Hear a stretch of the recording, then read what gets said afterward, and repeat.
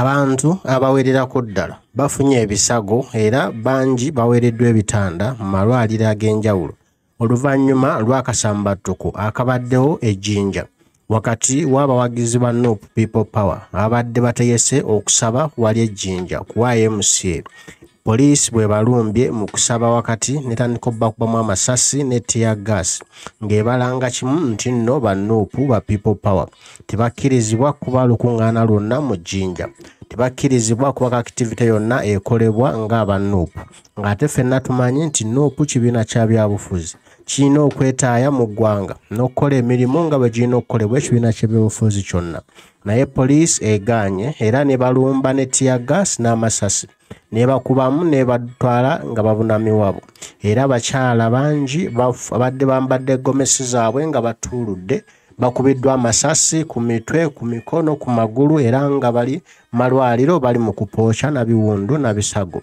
Naye bino byonna munnange bikoleddwa wakati mu kusaba okubadde kutegekeddwa abaana ba Nuupu nga tewali oba nti kabadde kavuyo konna.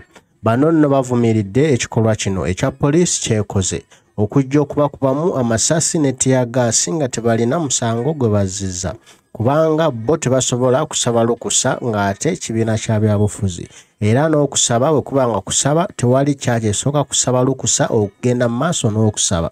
Kati bo lwaki babasaba olukusa poliisi ebakkiriza okusaba Mukama Katonda gwe basinza. Kino nno kyekivuddeko akasambattuko, kyekivuddeko obuzibu, tear gas n'anyooka, amasasi ne gatokota wali mu site ey'ejjinja ng'abantu munnange bagezaako okusaba ate poliisi bagamba temusaba temukkirizibwa. Eyo nno ye Uganda kati mwe tuli. Abafunye ebisago bali ku bitanda bapookya era nga bagezaako okujjanjabibwa. Mulimu abakubye ku matu balala tebannabakuba ku matu naye nga tweyongere okubasabira, tweyongere okusaba tulabe nti nno Mukama abasuusa. Tebalina musango, tebalina buzibu bwonna bwe bakoze okuggyako okusaba n'okwagala eggwanga lyabwe likyuke mu mirembe.